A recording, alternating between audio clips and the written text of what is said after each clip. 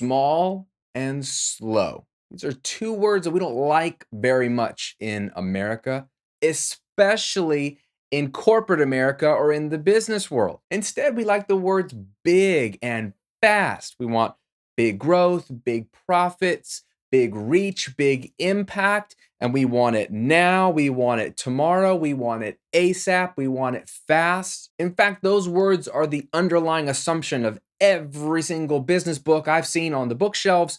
Every single business guru is assuming that you want to grow and you want to grow as fast as possible. So to say that your goal would be to, let's say, grow a small but profitable business and to grow it slowly and steadily year after year sounds foolish and silly in today's landscape. But what if I told you that to grow small and to grow slow is actually strategic? It's actually a wiser and more life-giving goal for you as a business owner. Now follow me here. I want to give you 3 benefits today to growing and focusing on growing small versus big and growing slow versus fast. Benefit number 1 to growing small and growing slow is that you make smarter decisions. There's something that happens when you feel the pressure to grow as big as possible and as fast as possible. You get desperate, okay? Now, maybe you think your goal isn't that big and you're thinking other businesses like the Facebooks and the Apples of the world, they want to grow big. I just want to grow to, 6 figures or something. That's still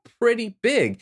And that may not be the right fit for you, at least not anytime soon. It may take more from you than you can offer. And so when you make up an arbitrary goal that I think is probably bigger than it needs to be more often than not, from at least when I coach people, is it makes you desperate. You're on YouTube right now looking for how to grow your business as big and as fast as possible. When you get desperate, you start to do dumb things. And I'm not picking on you. I'm just telling you the truth because I've been there. When we're desperate in any phase of life, we start to do dumb things. We don't make smart, logical decisions that are wise and good for us in the long term. What this looks like is you see people talking about Facebook ads, so you do Facebook ads and you lose a bunch of money. You see everyone saying you got to start a podcast, so you start a podcast, but you don't have time for it. And you don't even know how that's supposed to actually lead to revenue in your business or grow your business anyway, but you do it. You see people saying you got to have a flash sale, you got to have a holiday sale, you got to do membership sites, you got to make more online courses, you got to do webinars, you got to. The problem is when you're desperate and you see people having success, at least they say they're having success in all these areas, you end up doing them all because you want anything you can get your hands on to grow this thing as big and as fast as possible. And maybe you wouldn't have made some of those decisions if you felt no pressure at all. Maybe you would survey the landscape and say, you know what?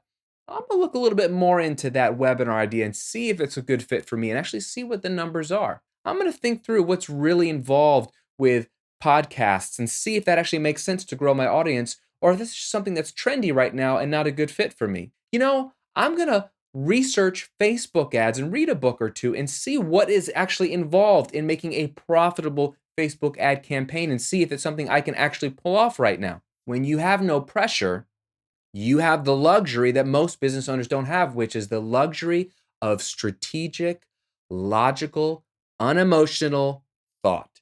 And you can just make decisions that are best for you long term as opposed to something desperate in the moment that might bring in a quick buck. Benefit number 2 of choosing to grow small and grow slow is that you become more confident. Now, this might sound silly, but if you just have a smaller goal and give yourself more time to reach that goal, you're more likely to hit that goal, which makes you a little more confident in yourself because you feel a sense of accomplishment like, look what I did. For example, if my goal was to make 6 figures in my first year of business, that's a big goal. 6 figures is a lot of money. And to do it from 0 in 1 year, that's a fast time frame for most people to pull off. It may mean after a year, I'm not even quite there. Let's say I make $40,000 in my first year. I'm going to be bummed because I didn't even reach my goal halfway. Maybe it takes me 2.5 years to reach it. So it took me more than twice as long, and I didn't reach my goal until 2.5 years into the business. What if my goal were just $20,000 in my first year. That's a much smaller goal, and it's a much bigger time frame than six figures in a year. In fact, you could give yourself 18 months to make 20K or the first 2 years to make 20K. The point is, you're more likely to hit it and go, look what I did.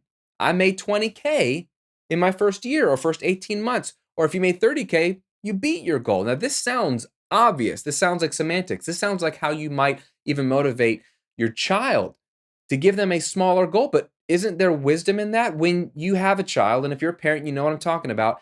If your kid wants to do something big, maybe it's actually a physical thing that he or she wants to be able to jump from here to here, and you're not sure they're going to be able to do it, you don't want to undermine their desire for growth or their desire to be challenged. You want to encourage that, but you want to do it strategically in a way that they're not going to completely fail. So you might say, look, I love that goal. You can get there, but why don't we break that goal up into smaller goals? What if you jump from here to here? Or what if you get from this point to this point first?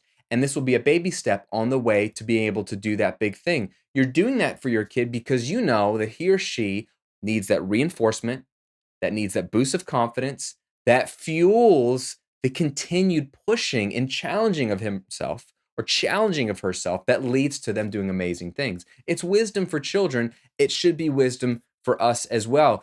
But we have these big, lofty goals. In fact, we're even told to dream big. We're told about the magic of thinking big. And I understand the other psychology to those things as well. There's almost a flip side to this, but I'm telling you from experience working with new business owners or people who are transitioning into a business, there's too much to look at, too much to pay attention to, too many other people doing big things.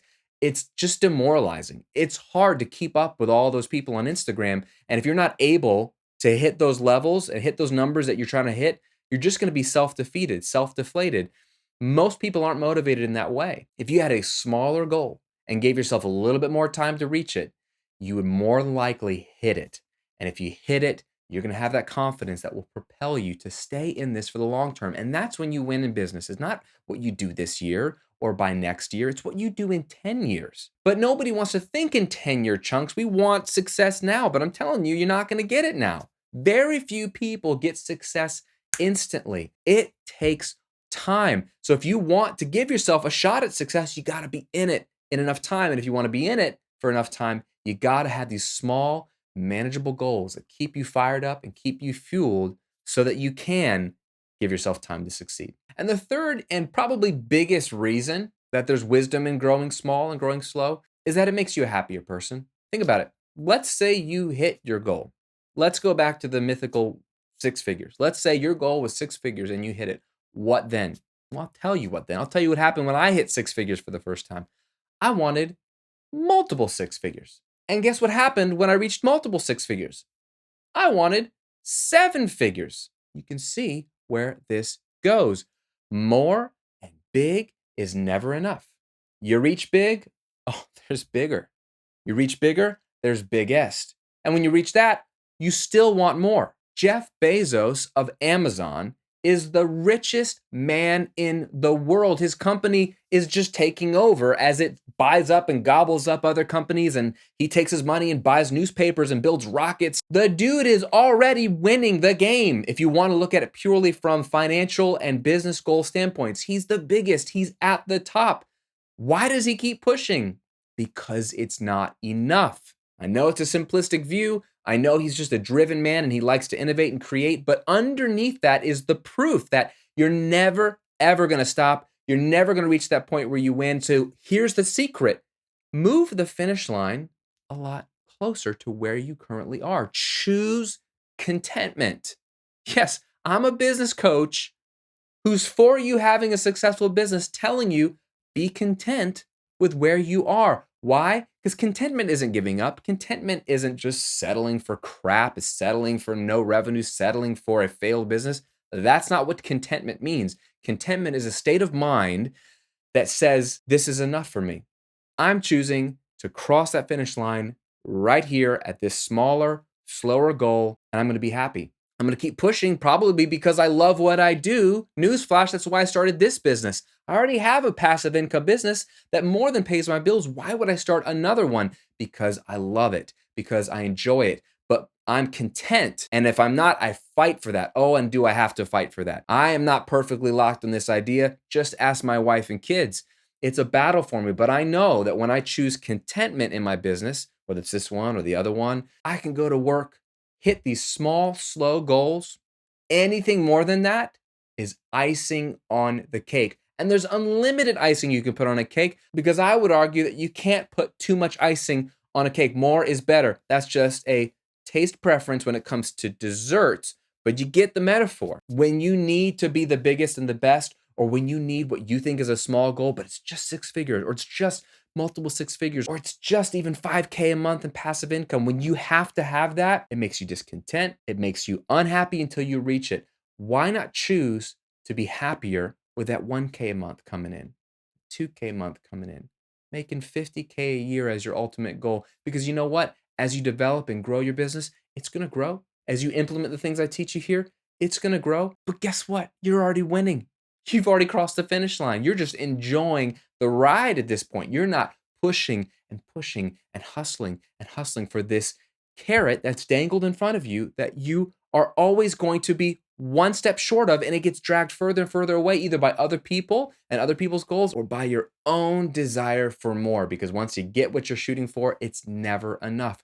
Trust me, I know it's real, and I'm here to help. So when you grow small and when you grow slow, you make smarter decisions, you're a more confident business owner, and you're a happier person. So let me give you a challenge. I don't know where you're at right now with your business. Maybe you haven't even started it yet. Maybe you're in the middle of it. Maybe you're just interested in adding passive income to what you do. But whatever your goal is that you're shooting for, that you have in your head, let me challenge you to make it smaller than what you currently have made it, not bigger. And let me challenge you to give yourself more time to reach that goal, not less. There's no rush. There's no competition, even with yourself. Choose the wisdom of growing small and growing slow, and you'll gain the benefit of a life that's truly enjoyable while you work on your business. Thanks for watching. Thanks for subscribing. And I'll see you on another video real soon.